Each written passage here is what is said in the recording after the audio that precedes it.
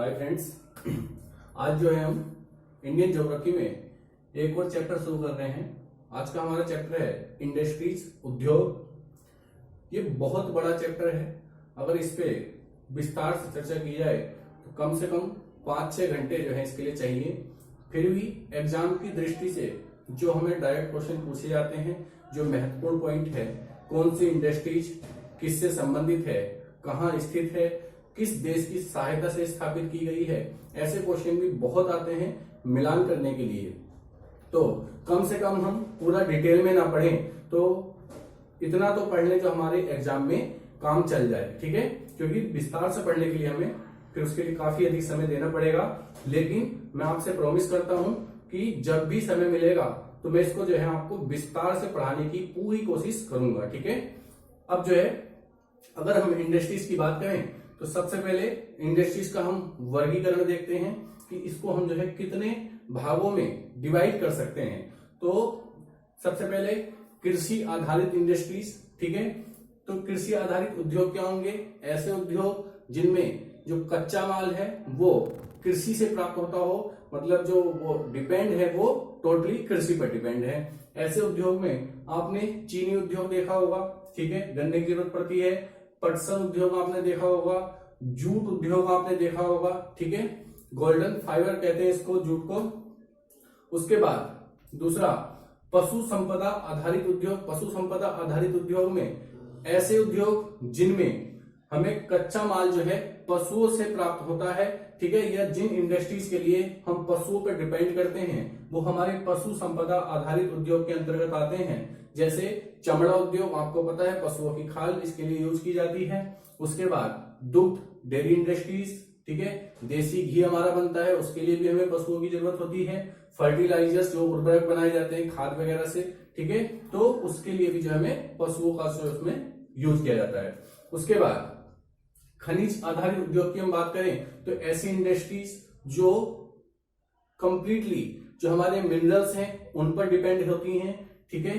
जो जैसे इसमें लिख सकते हैं हम एल्युमिनियम, आपको पता है। उसके बाद इस्पात हो गया, है ना, तो एल्युमिनियम के लिए हमें क्या चाहिए? बॉक्साइट वगैरह चाहिए। इसके बाद जैसे लोहा है तो उसके जो है कई सारे एस्क होते हैं, हेमेटाइट आपको बताया था ऐसे, है ना, तो उसके लिए हमें जो है उन पे डिपेंड होना पड़ता है इस्पात उद्योग में।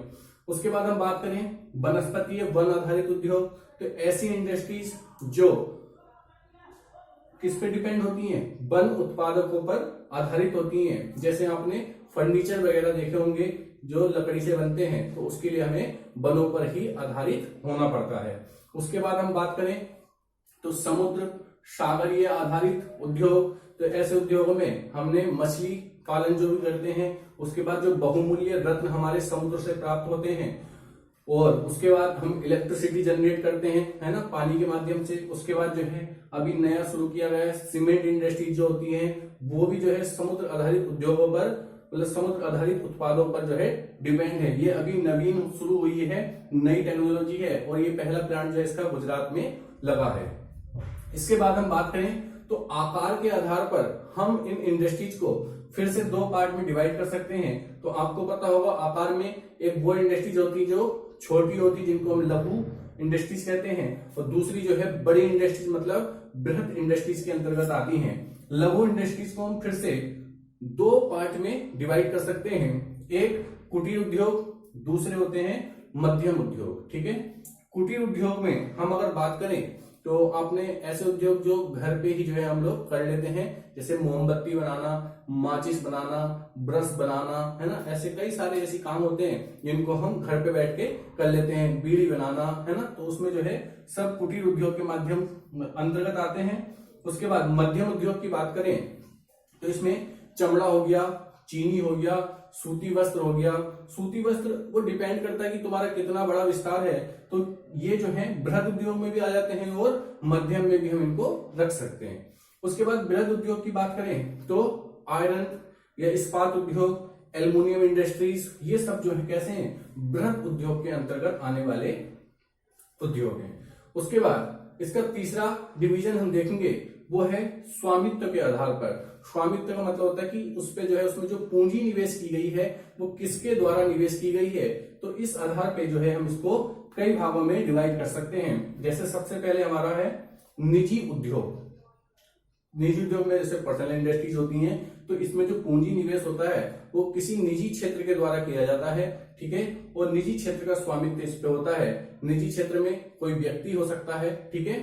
उसके बाद सार्वजनिक उद्योग। सार्वजनिक उद्योग हम उनको कहते हैं जिनमें जो पूंजी निवेश है वो किसके द्वारा की गई है, सरकार प्लस निजी क्षेत्र दोनों के द्वारा जो है संयुक्त रूप से मिलके जब उसमें पूंजी निवेश की जाती है तो उसको हम पूंजी मतलब उसको जो है हम सार्वजनिक उद्योग के अंतर्गत रखते हैं। उसके बाद हम बात करें संयुक्त क्षेत्र के उद्योग, तो इसमें जो है हम सरकारी प्लस निजी प्लस जो कोई ग्रुप्स होते हैं जैसे रिलायंस ग्रुप हो गए, टाटा ग्रुप एंड कंपनी हो गई, ठीक है। तो उन तीनों के द्वारा जब जो है ऐसा किसी इंडस्ट्रीज में इन्वेस्ट किया जाता है तो उसको हम संयुक्त क्षेत्र के उद्योग कहते हैं।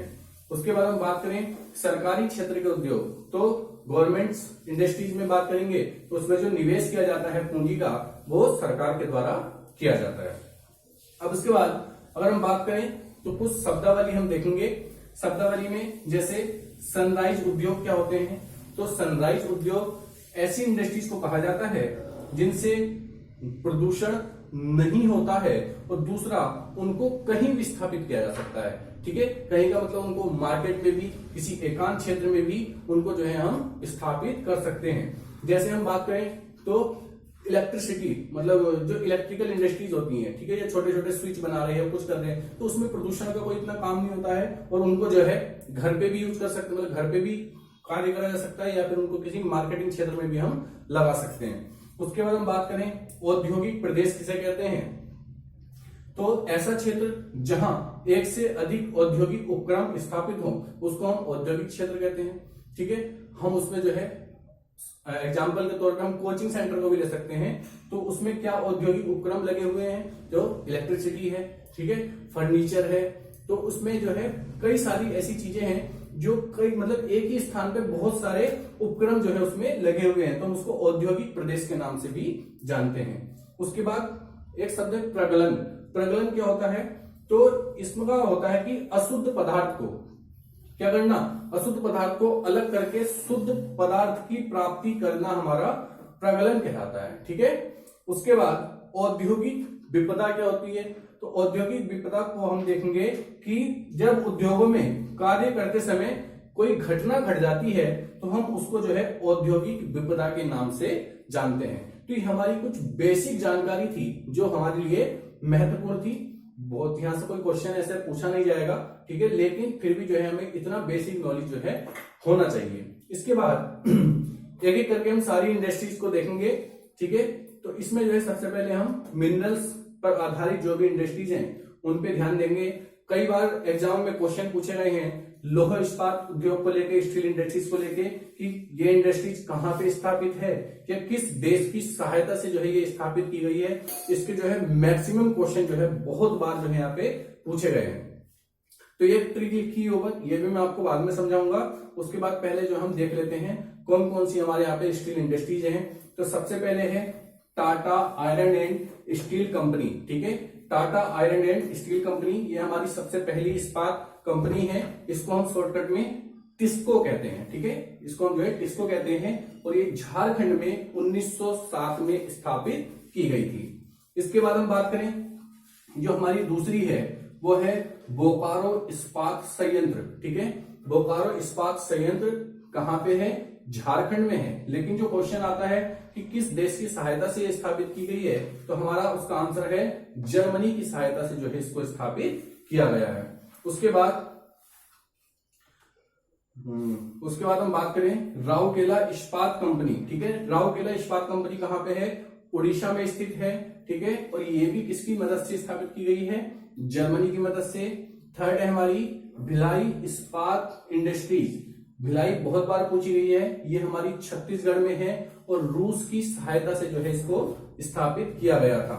उसके बाद फिफ्थ है हमारी विश्वेश्वरैया लौह इस्पात कंपनी, ये जो हमारी पश्चिम बंगाल में स्थापित है। उसके बाद दुर्गापुर इस्पात उद्योग, ये कहां पे है, दुर्गापुर, ये जो है वेस्ट बंगाल में है और ब्रिटेन की सहायता से जो है इसको स्थापित किया गया था। इसके बाद एक लास्ट है हमारी सलेम इस्पात संयंत्र, ये जो है हमारा तमिलनाडु में स्थापित है। इससे ज्यादा जो है स्टील इंडस्ट्री जो है हमसे नहीं पूछी जाती है, इसलिए जो है इनको आप याद कर लेना। उसके बाद हम बात करें इस ट्रिक की, तो ये ट्रिक जो है कुछ इस तरीके से थी कि सबसे पहले रा से हमारा क्या है, आप ढूंढोगे तो राउरकेला, ठीक है।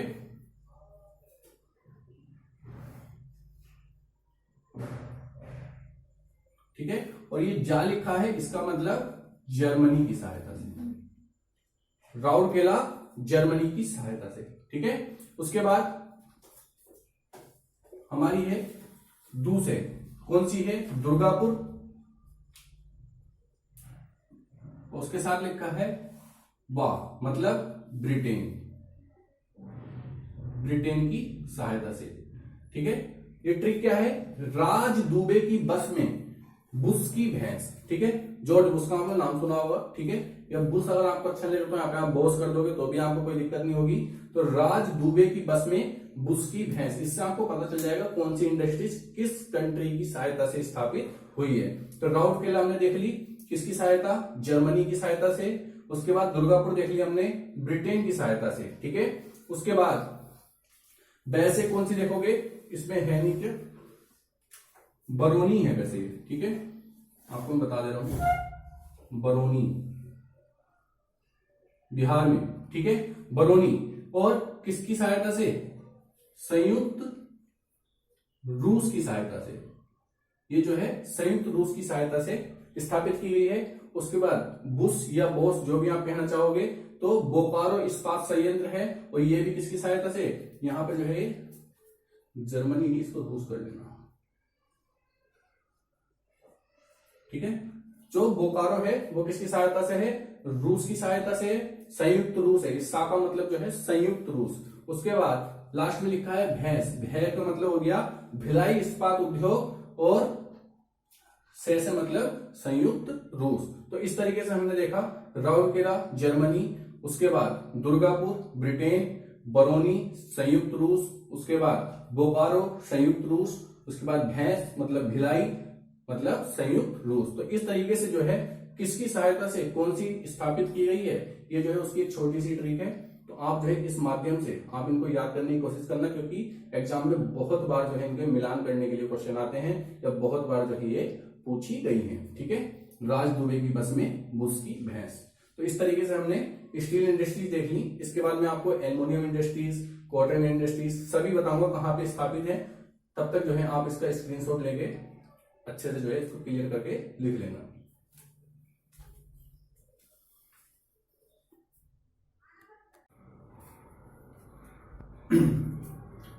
अभी तक जो है हमने स्टील इंडस्ट्रीज की बात कर ली थी। अब जो है हम आगे बात करते हैं जूट उद्योग की, ठीक है। जो इनके महत्वपूर्ण पॉइंट है केवल उन पे ही बात करेंगे। जैसे एल्युमिनियम है और स्टील इंडस्ट्रीज हैं, ये पूछी जाती हैं मिलान करने के लिए। ये केवल वन लाइनर के रूप में क्वेश्चन कभी पूछ लेता है, ठीक है। तो हमें उन पे ज्यादा ध्यान देना है, इनके जो मेन पॉइंट है हम केवल उन पे ही ध्यान देंगे। सबसे पहले जूट इंडस्ट्रीज है हमारी। तो जूट का प्रथम कारखाना कहां पे लगाया गया था, क्वेश्चन बन जाता है। तो इसका आंसर है हमारा 1854 में रिसरा नामक स्थान पे, जो हमारा वेस्ट बंगाल में पड़ता है। तो आपको याद रखना है कि जूट का पहला कारखाना 1854 रिसरा पश्चिम बंगाल में लगाया गया था। इसके बाद बात करें दूसरा पॉइंट, तो भारत विश्व में सबसे बड़ा जूट उत्पादक देश है। और तीसरा, जो पश्चिम बंगाल है वो भारत में सबसे बड़ा उत्पादक है, ठीक है। तो भारत विश्व में है और भारत में पश्चिम बंगाल जो है सबसे बड़ा उत्पादक कौन सा है, सबसे बड़ा उत्पादक राज्य है। तो आपको याद रखना है ये 3 पॉइंट जूट उद्योग को, ठीक है। गोल्डन फाइबर है हमारा। उसके बाद बात करें कागज उद्योग की। कागज उद्योग की बात करें तो इसमें पहला आधुनिक पेपर मिल कहां पे लगाई गई थी, ये क्वेश्चन भी बनता है। तो हमारा प्रथम आधुनिक पेपर मिल जो है 1832 में श्री रामपुर पश्चिम बंगाल में लगाई गई, ठीक है। देखो जूट वाला भी पश्चिम बंगाल में था, जो पहली पेपर मिल है वो भी जो है श्री रामपुर बंगाल में है। उसके बाद पश्चिम बंगाल याद रखना, ठीक है। उसके बाद अखबारी कागज का उत्पादन कहां पे होता है, तो इसका जो है हमारा आंसर है नेपा नगर। बहुत बार पूछा गया क्वेश्चन है, ठीक है। कहां पे होता है अखबारी कागज का उत्पादन जो है नेपा नगर में होता है, ठीक है। एकमात्र यही स्थान है जहां पे अखबारी कागज का क्या होता है, जिसपे जो है तुम्हारा अखबार छपता है वो वाला कागज जो है नेपा नगर में बनता है। उसके बाद भारत की सबसे बड़ी कागज मिल कहां पे है, तो बल्लारपुर महाराष्ट्र में, ठीक है। सबसे बड़ी कागज मिल है, लेकिन अखबारी कागज का नेपा नगर में है। और प्रथम आधुनिक पेपर मिल श्रीरामपुर पश्चिम बंगाल में है। इसके बाद हम बात करें सूती वस्त्र उद्योग की, तो कृषि के बाद दूसरा सबसे बड़ा रोजगार प्रदान करने वाला सेक्टर है हमारा सूती वस्त्र, ठीक है, कॉटन इंडस्ट्रीज। उसके बाद पहला कारखाना कहां पे लगाया गया था, तो ये क्वेश्चन भी बहुत बार पूछा गया क्वेश्चन है। तो 1818 में फोर्ट ग्लास्टर कोलकाता में ये लगाया गया था, लेकिन ये जो है असफल रहा था। मैंने यहां पीछे लिख दिया है असफल, ठीक है।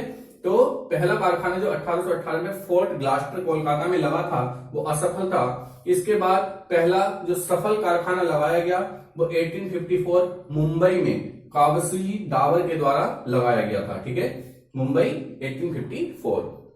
इसके बाद सर्वाधिक सूती कपड़ा मिलें कहां हैं, तो हमारा राइट आंसर है तमिलनाडु, ठीक है। ये जो है जितने भी क्वेश्चन है वन लाइनर काफी महत्वपूर्ण क्वेश्चन है, तो आप इनको जो है एक बार याद कर लेना कि सर्वाधिक सूती कपड़ा मिले तमिलनाडु में है।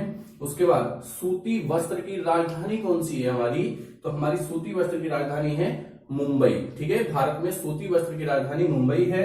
और भारत का मैनचेस्टर किसको कहा जाता है, मैनचेस्टर का मतलब क्या हो गया कि जैसे इंग्लैंड में एक जगह है मैनचेस्टर, जो वहां पे मतलब कह सकते हो पूरे विश्व में सबसे अधिक कॉटन प्रोडक्शन के लिए जाना जाता है, ठीक है। तो ऐसे ही उसके नाम पे ही जो है पूछा जाता है कि भारत का मैनचेस्टर कौन सा है। जैसे इंग्लैंड में जो मैनचेस्टर है वो पूरे विश्व में सबसे अधिक करता है, तो भारत में सबसे अधिक उत्पादन कहां पे होता है, तो भारत का मैनचेस्टर किसको कहा गया, तो अहमदाबाद को।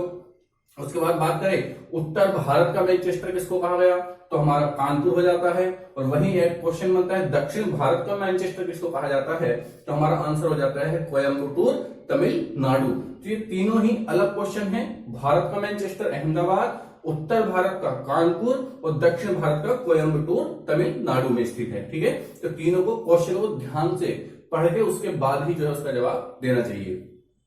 उसके बाद हम बात करें हमारी एल्युमिनियम कंपनी बहुत बार पूछी गई है, किसके सहयोग से लगाई गई है, ठीक है। तो आपको जो है याद रखना है एल्युमिनियम कंपनियों के नाम। सबसे पहले हमारी कंपनी है बाल्को, ठीक है। बाल्को का मतलब हो गया भारत एल्युमिनियम कॉर्पोरेशन, ठीक है। ये किसकी सहायता से लगाई गई है, सोवियत संघ, ठीक है, सोवियत संघ की सहायता से लगाई गई है। और इसके जो प्रमुख केंद्र है वो कोरबा छत्तीसगढ़ और कोयना महाराष्ट्र में स्थित है। कोयना जल विद्युत परियोजना ही मैंने आपको बताई थी महाराष्ट्र में, ठीक है। कोयना किसकी ट्रिब्यूटरी है ये आप मुझे बता देना। उसके बाद बात करें नालको की, ठीक है, पहले बाल्को फिर नालको। तो नालको का मतलब है नेशनल एल्युमिनियम कॉर्पोरेशन, ठीक है, किसकी सहायता से, फ्रांस की सहायता से लगाई गई थी। और इसके जो केंद्र हैं वो दामनजोड़ी और अंगुल दो स्थान है उड़ीसा में, वहां पे जो है इसके प्रमुख केंद्र स्थित हैं। इसके बाद बात करें हिंडाल्को, बाल्को, नाल्को, हिंडाल्को। हिंडाल्को का मतलब हो गया हिंदुस्तान एल्युमिनियम कॉर्पोरेशन, ठीक है। तो ये किसकी सहायता से लगाई गई, यूएसए की सहायता से लगाई गई। और इसका जो प्रमुख केंद्र है वो आपको महत्वपूर्ण हो जाता है क्योंकि यूपी के एग्जाम में पूछे जाने वाला है, रेणुकूट यूपी में है, ठीक है। पूछ सकता है किस एल्युमिनियम कंपनी का प्रमुख केंद्र कहां पे, यूपी में स्थित है, तो हमारा आंसर हो जाएगा हिंडाल्को। इसके बाद हम बात करें इंडाल्को। इंडाल्को क्या हो गया, इंडियन एल्युमिनियम कॉर्पोरेशन, ठीक है। तो ये किसकी सहायता से, कनाडा की सहायता से। और प्रमुख केंद्र जेके नगर वेस्ट बंगाल और मुरी झारखंड, अलवाय केरल, ठीक है। ये तीन जो है इसके प्रमुख केंद्र हो गए। इसके बाद हम बात करते हैं माल्को की। तो माल्को जो है इटली की सहायता से लगाया गया था और इसका जो प्रमुख केंद्र है हमारा वो चेन्नई, मैट्टूर, सलेम, ठीक है, ये तमिलनाडु में पड़ने वाले क्षेत्र हैं, यहां पे जो है इसका प्रमुख केंद्र है। उसके बाद आपने वेदांता का बहुत नाम सुना होगा, ठीक है। तो वेदांता जो है जर्मनी की सहायता से लगाया गया था और इसका जो प्रमुख केंद्र है वो झारसुगुड़ा है। झारसुगुड़ा से आप नाम समझ रहे होंगे कहां पे होगा, झारखंड में, ठीक है। उसके बाद भारत में एल्युमिनियम का पहला कारखाना अगर पूछ लेगा तो आपका राइट आंसर होगा JK नगर 1937 पश्चिम बंगाल। तो इस तरीके से ये एल्युमिनियम कंपनी जो बार बार हर एग्जाम में जो है पूछी जाती हैं, किसकी सहायता से लगाई गई, डायरेक्ट मिलान करने के लिए क्वेश्चन दे देगा, 4 इधर की रख देगा और 4 इधर की जो है कंट्री रख देगा और आपको जो है फिर मिलान करना पड़ेगा। तो आप जो है इनको इसलिए अच्छे से जो है देख लेना और एक बार इनके प्रमुख केंद्र पे भी ध्यान जरूर देना। उसके बाद अन्य कारखानों की बात करें तो भारत का पहला उर्वरक कारखाना 1906 में रानीपेट तमिलनाडु में, ठीक है, ये मतलब डायरेक्ट जो है फैक्ट्स हैं। उसके बाद सार्वजनिक क्षेत्र का पहला उर्वरक कारखाना 1951 सिंदरी झारखंड में स्थापित किया गया था। उर्वरक उत्पादन में अग्रणी राज्य कौन सा है, तो गुजरात है। तो उर्वरक के जो है कुछ जो पॉइंट हैं वो मैंने यहाँ पे लिख दिए हैं। उसके बाद भारत में ऊनी वस्त्र का पहला कारखाना कहाँ पे स्थापित किया गया, तो इसका हमारा आंसर है 1876 कानपुर में। और पहला जहाजरानी उद्योग 1854 विशाखापट्टनम किस नाम से खोला गया था, तो उसका नाम था हमारा हिंदुस्तान शिपयार्ड। और उसके बाद है पहला सीमेंट उद्योग 1904 चेन्नई में खोला गया था। तो ये जितने भी जो है हमारे वन लाइनर टाइप के क्वेश्चन थे और जो प्रमुख एल्युमिनियम कंपनी थी वो मैंने आपको बता दी। इसके बाद में आपको कुटीर उद्योग के बारे में बताऊंगा। जितने भी कुटीर उद्योग होते हैं वो किन किन क्षेत्रों में जो है उनका जो है प्रोडक्शन होता है। तो आप जो है इसको अच्छे से अपने जो है नोट्स बनाते रहिए और उसको जो है आगे इसी तरह से बढ़ाते रहिए। इनका जो है एक बार रिवीजन जो है जरूरी है, तो उस पर भी जो है अपना ध्यान देना। इसके बाद जो मैं आपको हथकरघा उद्योग के बारे में बताऊंगा, जो कुटीर उद्योग होते हैं, ठीक है। तो आप जो है इसको नोट कर लीजिए, उसके बाद जो है आगे बात करते हैं।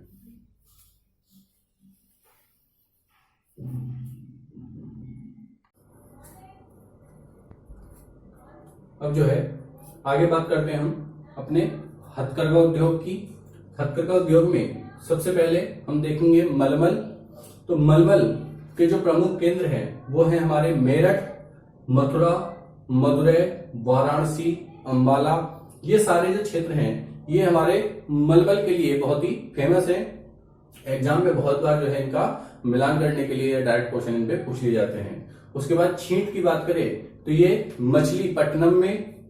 दरी आप जानते होंगे, वो आगरा, झांसी, अलीगढ़, अंबाला, इन सभी क्षेत्रों में जो है दरी का निर्माण होता है।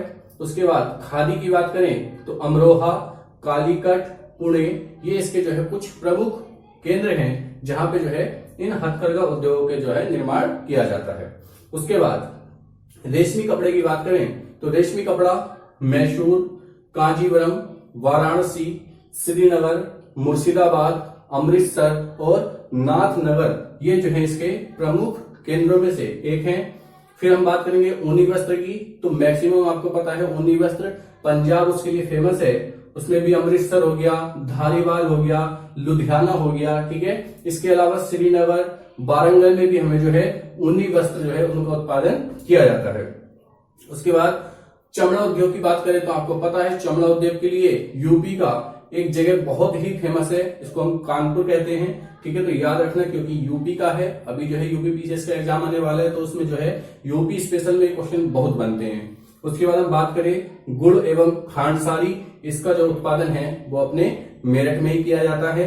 और इसके अलावा इधर जो हमने कुटीर उद्योग के विकास के लिए केंद्र सरकार द्वारा कुछ संस्थाएं स्थापित की गई हैं। तो कभी जो है इनका जो है एग्जाम में डायरेक्ट आपको जो है इनका सन पूछ लिया जाता है, या फिर आपको इधर 4 ऑप्शन देगा और इधर 4 सन दे देगा और क्रम से लगाने के लिए उनको जो है बोलेगा।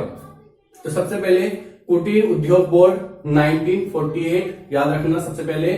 उसके बाद केंद्रीय शिल्प बोर्ड 1949 में।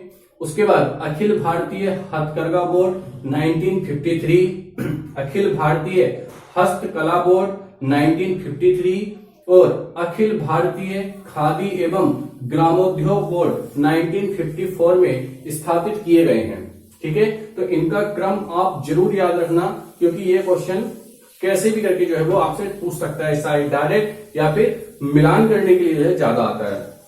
उसके बाद हम क्योंकि यूपी पीसीएस का एग्जाम आ रहा है तो मैंने इसमें जो है कुछ यूपी विशेष के बारे में जो है चर्चा की है। यूपी में कहां पे जो है किस चीज का निर्माण किया जाता है, ठीक है। तो उसमें हम बात करेंगे सबसे पहले कागज लुगदी उद्योग, कागज की जो लुगदी बनाई जाती है उसकी जो इंडस्ट्रीज है वो हमारे सहारनपुर में स्थित है।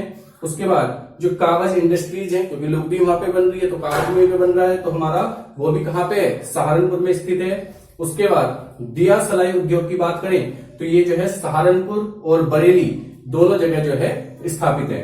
उसके बाद नेक्स्ट है हमारा सुरमा उद्योग, ठीक है, तो सुरमा बरेली का जो है फेमस है, याद रखना। उसके बाद कत्था उद्योग, ये भी जो है हमारा बरेली में है। टेरा कोटा उद्योग, ये हमारा जो है गोरखपुर क्षेत्र में मिलता है। उसके बाद बेत और छड़ी उद्योग, ये हमारा बरेली में स्थित है। उसके बाद बांसुरी उद्योग, ये हमारा पीलीभीत में स्थित है। इसके बाद हम बात करें तो लकड़ी के खिलौने हमको वाराणसी में देखने को मिलेंगे। कांच का सामान फिरोजाबाद, ये सारे क्वेश्चन जो है बहुत बार यूपी पीसीएस के एग्जाम में जो है पूछे गए हैं। चीनी मिट्टी के बर्तन चिन्हट में। उसके बाद खेल का सामान मेरठ में। ताला अलीगढ़ का फेमस है, ठीक है। ऐसी मुरादाबाद को पीतल लकड़ी कहते हैं, तो पीतल के बर्तन मुरादाबाद। तो इस तरीके से जो है ये कुछ जो है कह सकते हो कि हमारी यूपी स्पेशल में जो है काम आते हैं, तो आप इनको भी जो है विशेष ध्यान इन पे देना। इनसे जो है हर बार जो है कोई ना कोई क्वेश्चन बन जाता है, कभी जो है मिलान करने के लिए देता है, तो कभी जो है डायरेक्ट जो है इन पे क्वेश्चन पूछ लिए जाते हैं। तो इस तरीके से जो भी हमारी इंडस्ट्रीज थी, ठीक है, बहुत ज्यादा डिटेल में तो नहीं पढ़ी हमने, लेकिन फिर भी इतना पढ़ लिया है कि हमारे एग्जाम में जो है जो भी क्वेश्चन आए हम उसको कर ले जाएंगे, ठीक है। अगर 4 ऑप्शन है तो उसमें से कम 3 तो हमको कम से कम पता होंगे। तो कोशिश की गई है कि एग्जाम के पॉइंट ऑफ व्यू से कम समय में अधिक से अधिक चीजें जो है हम जान सके। तो इस तरीके से जो है आपका इंडस्ट्रीज वाला जो है ये पूरा हो गया है। उसके बाद में हम कभी जो है फिर इसको डिटेल में एक एक चीज को जो है फिर से देखेंगे कि इस पे जो है क्या प्रभाव पड़े हैं, तो वो पूरा जो है हम बाद में देखा जाएगा। तो फिलहाल जो है आप इनको नोट कर लीजिए और इसको जो है अच्छे से आप पढ़ लेना। फिर मैं आपको यूपी स्पेशल का भी जो है आपको पढ़ाऊंगा पूरा जितना भी है। फिलहाल जो है आप इनको जो है सिर्फ वन लाइनर के रूप में जो है आप इनको याद करते रहिए, ठीक है।